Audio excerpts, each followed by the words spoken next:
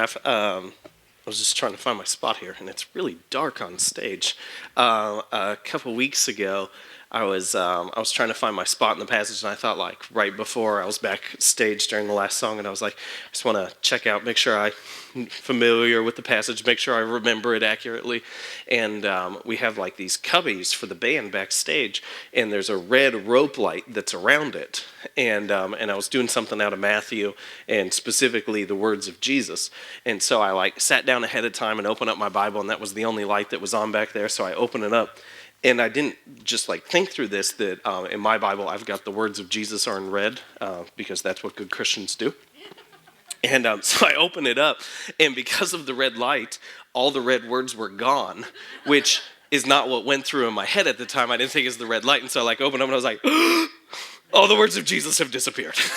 But it's okay. So today we are continuing this series, Inquire Within. And I want to thank those of you who dressed for work. These are my work clothes. This is actually probably a little nicer than my work clothes most of the time. So I'm really excited about what we're going to go over today. And I think we've got some cool stuff happening at the end of service. But I want to bring you back up to speed. For those of you who may have missed, or for those of you who need a refresher, we started this series on work because we said that work is such a massively important part of our lives. That for most of us, we're going to spend around 92,000 hours of our lives at work. That like 20% of our lives are going to be spent at our jobs. And that over half the people in the world are dissatisfied with their jobs.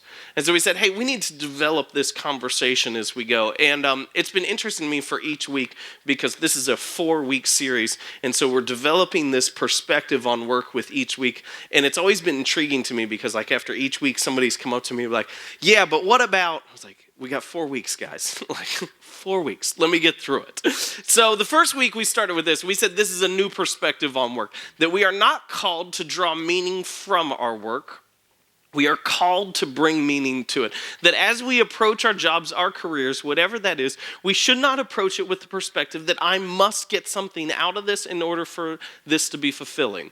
Instead, we should approach it from the perspective that if I am a follower of Christ, that meaning, purpose, and significance have been put into me, and I am to approach my job with that focus in mind.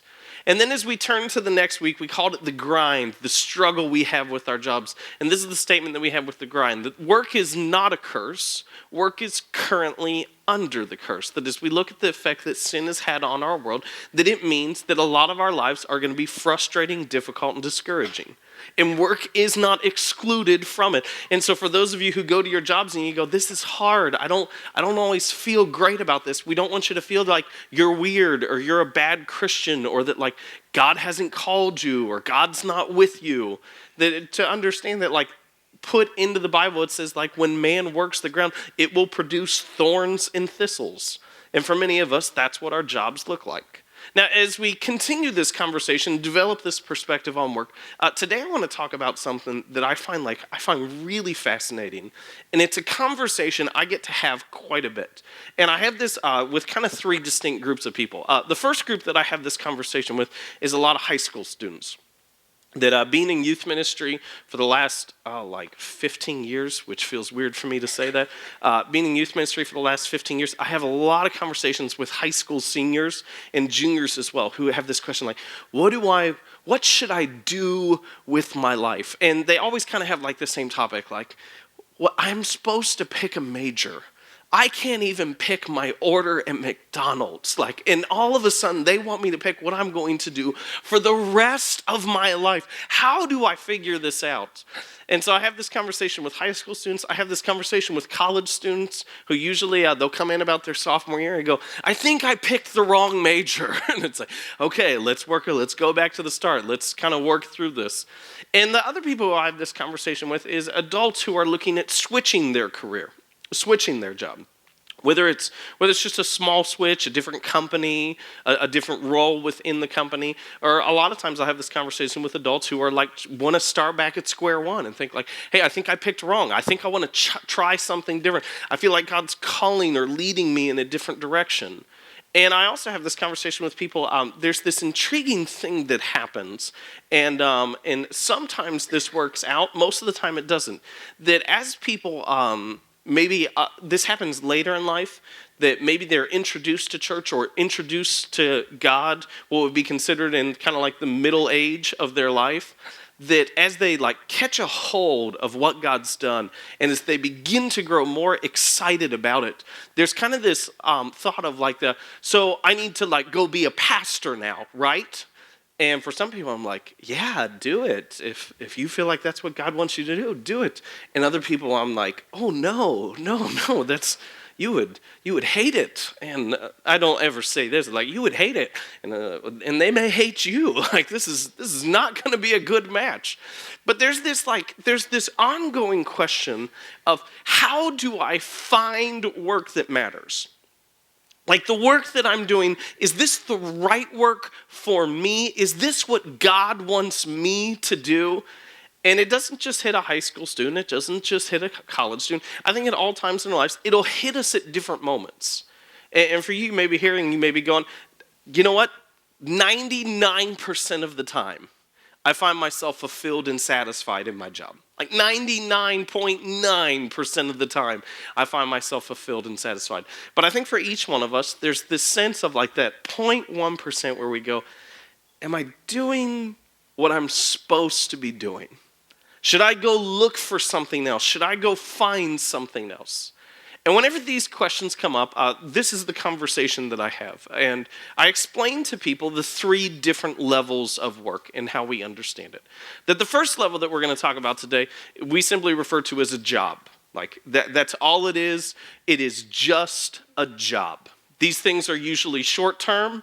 You're not usually looking to like spend the rest of your life because to you, this is just a job. And when you have a job, you're looking for one of 3 things. You're looking for good pay, you're looking for flexibility, or you may be looking for benefits.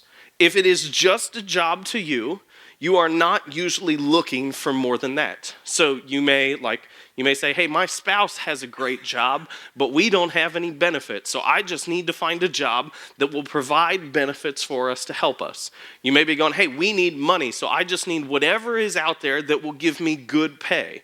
And again, these are usually short term. When I was in high school, that's all I ever had. I just had a job. And I can remember my first summer job was I worked at a golf course, which sounds like a great job, and it kind of was a great job, except for the fact that I get poison ivy just by looking at it. So in that sense, it was bad.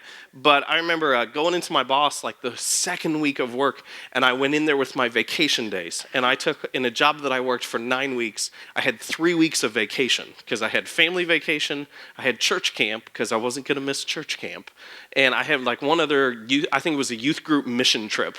And so I went in with the 3 weeks of vacation. I went into my boss and I went, these are the weeks I need off. And he goes, okay, well, I'll check on that. And I went, okay. And he goes, wait, you're not asking me, are you? And I go, no, not so much. Like, if you don't give them to me, that's fine. I just won't come into work anymore. He's like, okay, I'll give you these weeks off. Because for me, at that point in time, like, I wasn't looking for anything big. I was looking for flexibility. It didn't pay great. There weren't great benefits other than the poison ivy, if you consider that a benefit. I just wanted to take off whenever I wanted to take off. And so that, for me, that's what it was. It was a job. But at a certain point in time, and I think this more so has to do with stage of life than anything else, a job isn't enough. And you're looking to move to level 2. And level 2 is a career. You're looking for something that is more long-term, something hopefully that is more satisfying. Now the distinction on the career of this is of the 3, you're not just looking for one anymore. You're strongly at least looking for 2, sometimes all 3, but it's not just that, you're also looking for one of these 2 things on top of it. That it doesn't just have good pay, flexibility, or benefits, but you're looking that it uses your abilities and maybe that you have some room for advancement. That it's not just a job, I don't just need a job anymore. I want something that can be a career to me, something that I can spend my life doing and advance in somewhat along the way. And so for many of us, that's kind of what our pursuit is. I want to find the right career. And the assumption that we have is this, is that if I just find the right career, then I'll be fulfilled, then I'll be satisfied. And for many of us, we kind of spend our lives pursuing, like if I could just get to this position or that spot or this position, then I'll feel fulfilled. For others of us, we'll actually get to that position that we've named that we think will fulfill us, and we realize it isn't. So we'll go pursue a different career, and we'll start back at square one. And so we have these conversations along the way, but I think what people are really looking for is not a job or not a career, but it's this third level that we don't often think of, which we're going to define today as your vocation. Your vocation. The word vocation, the essence of the term, means a divine calling. The work that you do, you feel like you have been placed by God in that spot. And the distinction on vocation is you're not looking for a segment of different things. You're not looking for one of these two things. You're looking for a combination of three things. You're looking for a combination of abilities, significance, and also economics. And with each one of these, you're asking a different question. For abilities, you're asking this: what am I good at? What am I inherently talented in? What am I able to do that I can then bring to my work? When it comes to the question of significance, you're asking this: what am I passionate about? What do I feel deeply, whether it's writing something that's wrong, contributing something that you think is good. You're looking for something that you deeply care about. And then the last question is this, and some of us think, hey, this doesn't need to be on there, but it is. It's part of the equation. When it comes to economics, your question is this: will it support my desired standard of living? Now, for some of us, we answer that and we go, yeah, I don't need anything. Whether it's because your spouse works or you're just perfectly satisfied living in a box, which some of us would be. Others of us, we go, hey, that's not the case. I need something that actually pays money. I need something that, and it may not be a ton, but I need to find this intersection of what I am able to do, what I feel like I'm good at, which means you usually enjoy it as well, work that you are passionate about, that you deeply care about, and something that will support your standard of living. And so for some of us, we kind of move along. We go, no, I don't just want a job. No, I just don't want a career. I want a vocation. I want something that I feel like I am divinely placed in. And so we spend the rest of our lives pursuing these three circles and trying to answer those questions as to how can I find myself in the middle of all of this? And then what happens is we'll hear stories of people who it seems like they found their vocation. I'm going to give you an example. The story of Blake McCoskey. If you're unfamiliar, Blake McCoskey, when he was a sophomore in college, realized that there was no laundry service at his university and that was a huge opportunity. So as a sophomore in college, he started EZ Laundry Service. 2 years later, he had over 40 employees and close to $1 million in sales as a senior in college. It was now servicing 3 universities, and then he sold the company. He then spent a couple months off work, and then he started an outdoor billboard company in Nashville, which he sold 9 months later for quite a hefty profit. He then decided in his pursuit of his vocation, he was going to go on Survivor, but that didn't work. They didn't allow him on. And so instead he went on The Amazing Race in the second season of The Amazing Race. They finished third. They missed the $1 million by 5 minutes. After this, and he got some fame from The Amazing Race, he starts what most of you would be familiar with from him, of Tom's Shoes, which kind of in many ways invented the one-for-one program, where if you buy a pair of shoes, what they'll do is they'll send the pair of shoes to a kid in need. That he found that in a number of countries, the first one that he visited was Argentina, that all these diseases were being transmitted through the feet because kids didn't have shoes to wear. So he started this one-for-one program. You buy a pair of shoes, and we'll give the pair of shoes to a kid that's in need. To date, they have sold over 35 million pairs of shoes. And we look at somebody like that and we think that's a vocation, right? He tried the business thing, it worked. He did the billboard thing, it worked. He did the Amazing Race, little short, but now he's doing something that he's obviously good at, that he's deeply passionate about, and it supports his standard of living. And so for most of us, this is the kind of circle that we run, that we think, if I could just do something like that, then I would be fulfilled. If I could just do something like that, then I would feel significant about the work that I'm doing.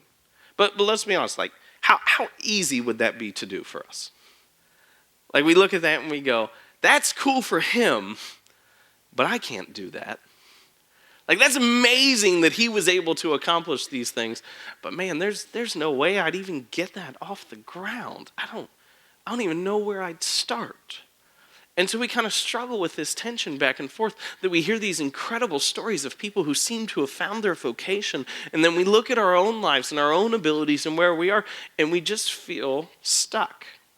We feel like, man, if I could only have divine placement, if I could have vocation, then that thing that I spend 92,000 hours of my life doing wouldn't feel so frustrating. But the chances of me finding the center of those three circles, oh my goodness. I have a career, or I just have a job. A vocation is something that I can only wish for. But this is what I want to show you today, is the Apostle Paul shows us something extremely different about the idea of vocation. He shows us something that is incredibly contrarian to the idea of those three circles and having to get the center. And granted, those three circles, those are not a bad thing. But he shows us something that is so distinct, almost a polar opposite from those three circles. And he talks about your divine calling, your divine placement in the work that you have. And so that's what we're going to look at today. If you have your Bible with you, we're going to be in 1 Corinthians today. 1 Corinthians, and I need to explain what 1 Corinthians is first, because it's interesting. So if you've been with us for any number of weeks, I usually explain the Apostle Paul like this. He's someone who is radically encounters God in a moment, actually goes from fighting the early church to being kind of the leader of the early church in many ways. And so what he does is he goes around in the first century to all these different cities, and he plants churches, and he tells people the message of the gospel, that Jesus came as a man, died on the cross for your sins. If you believe in him and follow him, then you'll have a right relationship with him for eternity. And so he goes all around and does all these different things, and then he hears reports back from these cities kind of about what's going wrong in the churches, what he needs to do instead. And so he writes these letters to these churches. And it's interesting, if you read the different letters, sometimes we'll read through the letters and we'll just think like, sometimes we're like, oh yeah, this is great. Other times we'll be reading along and be like, this is weird. Like, this is messed up stuff that he's saying. I don't even get it. And the weirdest of the letters, I believe, is 1 Corinthians. And this is why. Because the people in Corinth didn't really understand much about what it meant to follow Jesus. Like, we don't know exact specifics, but it almost appears that Paul just had the time to come in, tell them who Jesus was, tell them they needed to follow him. Quickly a church formed, and then he went out to do something else. Like, that's almost the impression that we get. I don't think that's exactly how it went, but that's kind of what it feels like. Because they understood who Jesus was, but they really didn't get anything else. And so they've got like these crazy questions. Like one of the questions, we're going to look at the first part of chapter 7 as we go through this. So like as we turn to chapter 7, Paul starts addressing some of the questions they had on marriage.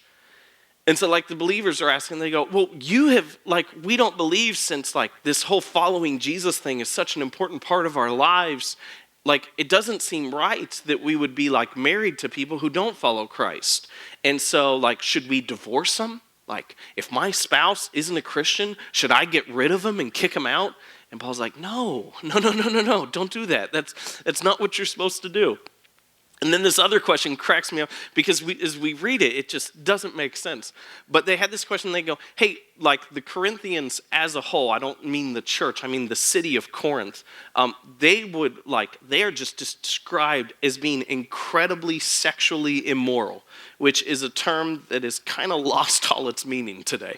But like that's how you're like crazy. And so they understood that they were supposed to have a different ethic when it came to sexuality. They were supposed to have a different morality, but they didn't exactly know what that was. And so, like, first they have this question, like, should we divorce our spouse if they're not a Christian? Paul's like, no. And then their other question is, they go, hey, if we're married, even if we're Christians, are we allowed to have sex? Because I don't feel like we should. It feels dirty. And this is how Paul responds to it. This is 1 Corinthians 7:3. He said, Paul is such a poet. Such a poet. He says, the husband should fulfill his marital duty to his wife, and likewise the wife to her husband. I love it. He's so romantic, isn't he? Fulfill marital duty. There you go. And so he answers all these questions in chapter 7, and he kind of throughout the book that we're reading through, and we're just like, this is so weird. This is so strange. But I show those to show kind of like how crazy their questions were, to lead into their questions on work. Because they had these questions on work. The first question they had was this, is they go, hey, should we even work? Like, you said that Jesus is going to return. Do I need to go to my job on Monday? Like, is he coming back Tuesday? Because if he's coming back Tuesday, I'm not going to work on Monday. And then the other question they have was this. They go, hey, you've shown us this thing that is so important and so significant. And do I need to quit my job to just go, like, serve the poor all the time? Do we all need to, like, go work in the church? Do we all need to quit to find work that's really significant and really matters? And that's what Paul begins to answer in the back part of chapter 7. This question of, now that I follow Christ, now that I see what a significant position that he is in my life, how do I reconcile that with doing a job that I don't feel is very important, is very significant? And this is what he says. We're going to pick this up in verse 17. So this is 1 Corinthians chapter 7, starting in verse 17. He says, nevertheless, each person should live as a believer in whatever situation the Lord has assigned to them, just as God has called them. This is the rule I lay down in all the churches. Now, I want to spend some time on that because that verse is incredibly important.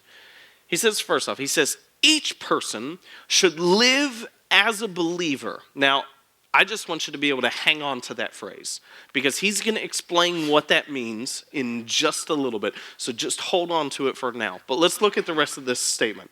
He says, so live as a believer in whatever situation the Lord has assigned to them, just as God has called them. Now look at those back and forth because that's very important. He says, whatever situation. We talked about this the first week. We said the first question we ask when it comes to work, we ask, what do you do?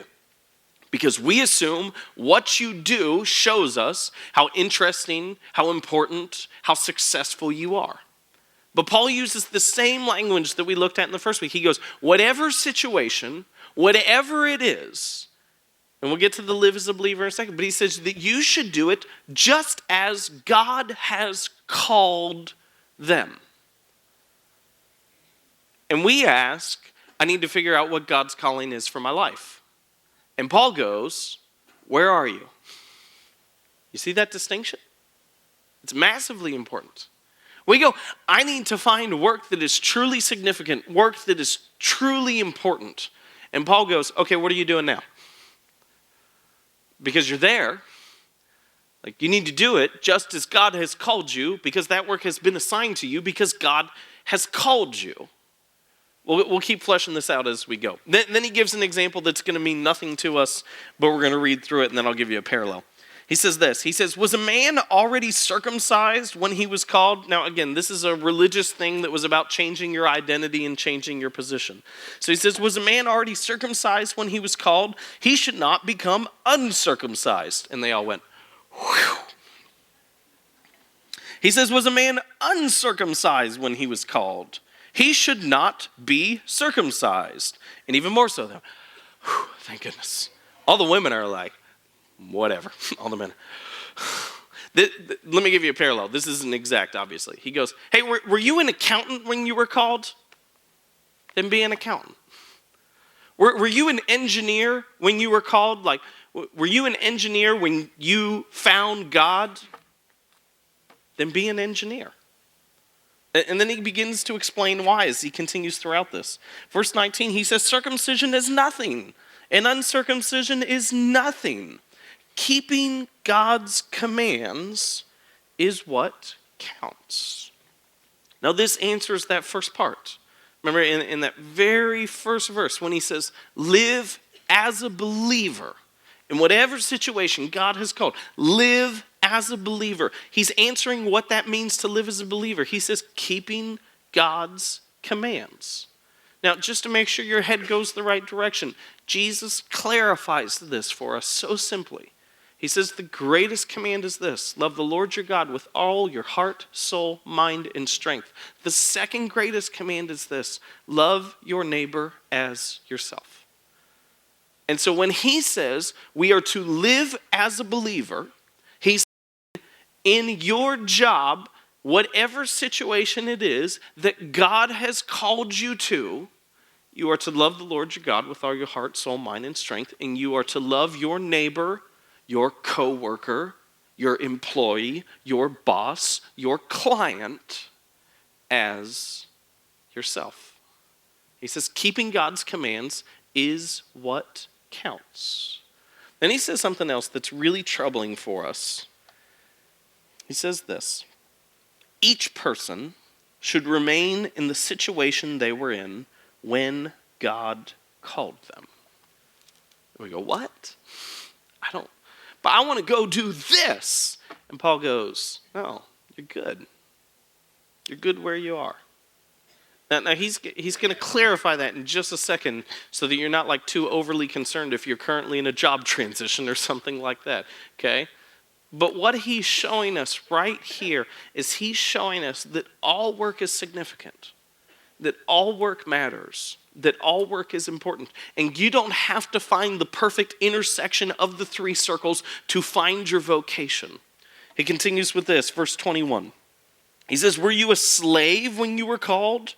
Don't let it trouble you. Although if you can gain your freedom, do so.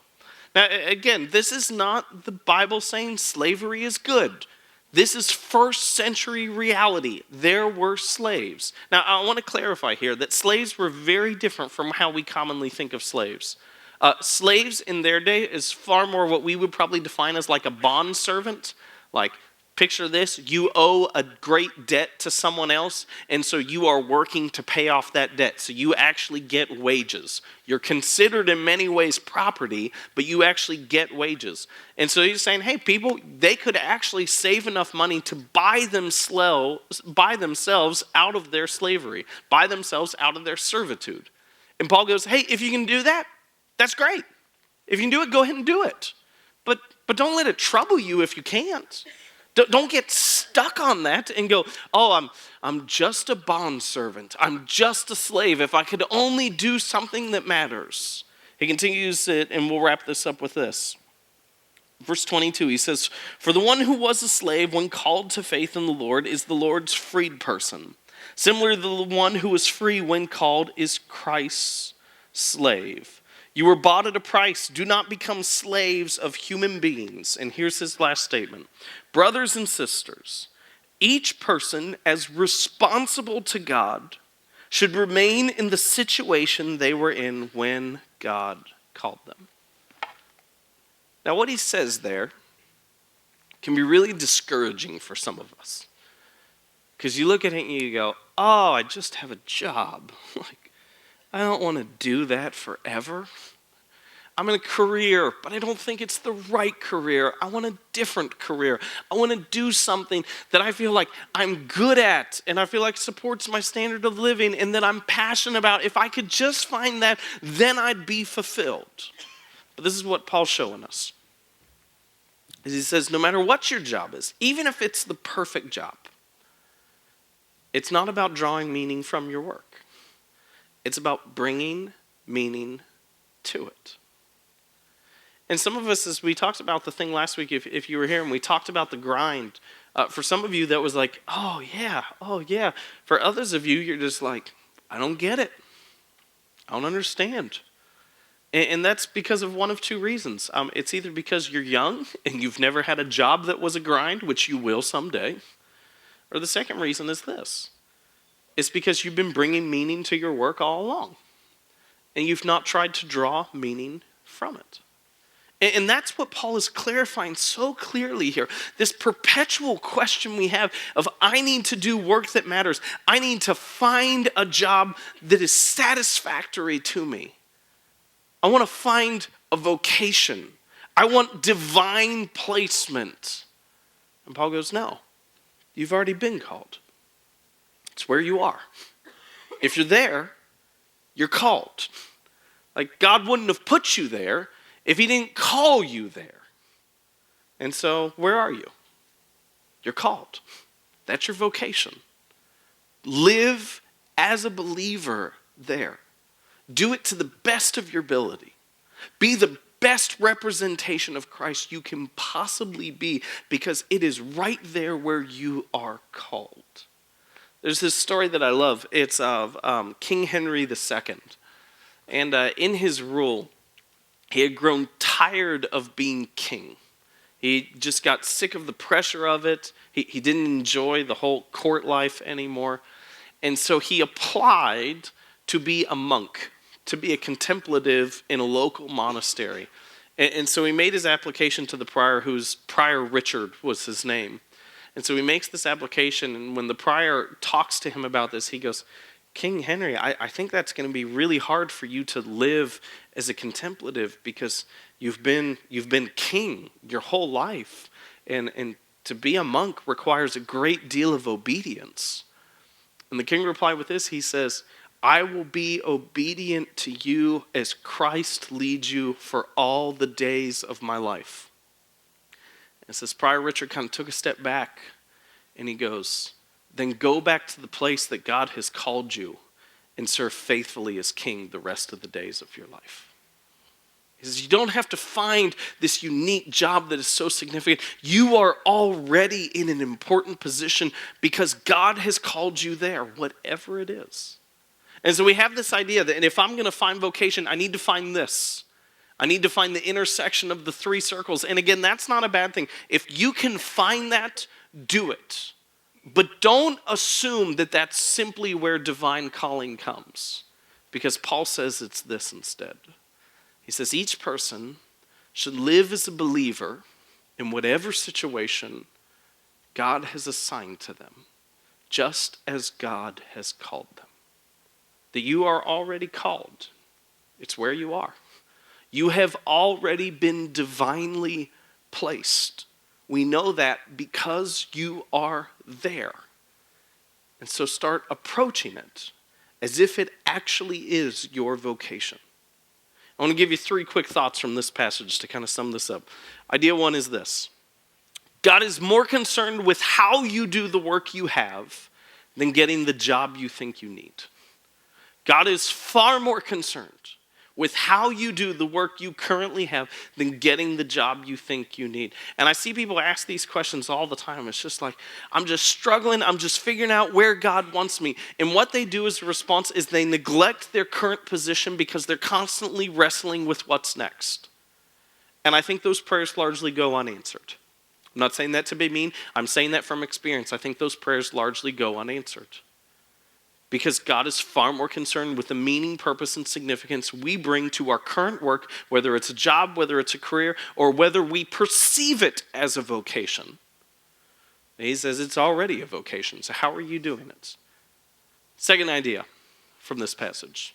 The command to stay in your job is not absolute. I don't want you guys to hear that differently. He says, yeah, stay where you're called. But he also says that important thing about the slaves. He says, hey, if you can, go ahead. You're good. If you can find that intersection of the 3 circles, have at it. Like seriously, have at it. Go for it. Don't feel like you're stuck, okay? Don't feel like you're stuck in your job because the Bible said you can't ever switch careers or switch jobs, because that's not what it's saying. But I think it's really saying this third idea from the passage. That the job you have, as long as you are there, is God's calling to you. As long as you have your current employment, you should perceive that as God's calling to you. Now I want to ask you a question that I've been asking for the last 3 weeks. And that's this. What if we did this? Like, what if each and every one of us, whether you've got the center of the 3 circles, whether you've got a career, whether you've got a job, whether you're a student, what if we approach the work that we had as if it was God's calling to us? What a difference that would make. What if we actually did this? But I think maybe the more important question at this point in time is, why don't we do this? Like, why don't we actually live this out? And I think there's a couple reasons to that. For one, why don't we live this out is I think in some way we need to admit that we're a little selfish, right? Like for lots of us, we haven't been focused on how we can bring significance to our work. We've been purely focused on what we get out of it. And when we come home at 5 o'clock or 6 o'clock or 10 o'clock or 7 in the morning or whenever it is, our conversation revolves around how difficult our job was for us instead of what we brought to it. So I think we need to admit that individually there's something wrong there, that's a reason why we don't do it. But I think there's another factor within that. It's not for you individually, it's for us as a community. I don't think we do a great job of speaking this into each other's lives. I think the conversation has so easily revolved around complaining about work. And the conversation about work has simply focused on how's work? It's work. How are you doing today? It's Monday. That we've kind of been stuck in that cycle for so long that we haven't called each other out and spoken that meaning and significance and encouragement into each other's lives, which is what we were always meant to do as a church. And so today I want to take some steps to fix that. And I think this idea is fascinating, that when a boat is launched for service, when a ship has been built and it's kind of in the harbor and it's ready to be sent out, they have what is referred to as a commissioning. And the commissioning is when the boat is actually launched into active service.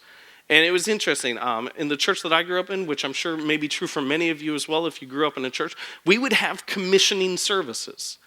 And what we do is, like, sometimes we'd have a missionary who would be going overseas, and what we would do is we would commission them. We would say, hey, you are being launched into active service to something that God has called you. And we do it sometimes for pastors as well. And I thought about it, and I thought, why do we do this for missionaries? Why do we do this for pastors? But we don't do this for everyone. Because that's what Paul says. Paul says, like, there is no special work. All work is special if you approach it that God has called you. And so I thought, why don't we commission everyone? And I thought, why don't we do that? Let's just do that. Let's just commission everyone for the work. So, if you're okay with it, that's what we're going to do. Are you ready? You don't sound ready. I know you haven't talked for a while, but I need you to be ready in a second. So, if I say what you do or some semblance of the work that you have, would you please stand? So brothers and sisters, I have no brothers or sisters here. We'll keep going. Friends and family, you're all my friends, but stay seated until I call your name, okay? Accountants, administrators, assistants, architects. Do we have anyone? Oh, there we go. We got a few. Thank goodness it's dark. Artists, carpenters, construction workers, coaches, cooks, communications people, doctors, delivery men, emergency response workers, engineers, entrepreneurs, farmers, government employees, HR people, IT people, insurance agents, law enforcement, lawn care, lawyers, managers, manufacturers, marketers, mechanics, all those in the medical field, real estate agents, researchers, salesmen, saleswomen, scientists, security, stylists, stay-at-home parents, support staff, retirees, teachers, waiters, waitresses, anyone I missed, students, and even politicians. Anyone I missed, that includes anyone I missed. There we go. Here, you have been given a vocation, work that is significant, work that is meaningful, work that is honoring to God. Your struggle will be to devalue the work you have because of boredom, frustration, or even laziness. But that is not the calling you have been given. The calling is to see that you have not been given a job or a career, but a vocation, and to do the work you've been given to the absolute best of your ability. Will you commit to do these three things? First, will you do your work with competency, seeking to do it to the best of your ability, knowing that good work honors God? If so, answer very triumphantly, we will. Will you bring your meaning to your work, understanding that because of who God is and what he's done, that we already have purpose, meaning, and significance wired into us? It is our role to approach all of life, and especially work, with this focus. If so, answer, we will. And when you leave your current vocation, Will you finish well? Not in anger because you didn't feel valued, or laziness because you don't see it as important, but will you view finishing well as one of the most important statements you can make about the change God has made in your life? Will you value the work you have more than the job you think you need? If so, answer, we will. We will. So, as you go out to your factories and fields, to your classrooms and hospital rooms, to your offices, to your homes, and to wherever else it may be that your vocation currently is, may you do it with purpose, with meaning, with significance. May you do it to the absolute best of your ability. May you do it with an understanding that you are not just going to work, but you are making the statement of how great our God is. And may you ask continuously, does how I do, whatever I'm doing, reflect who I'm doing it for? And we trust that you will do exactly that.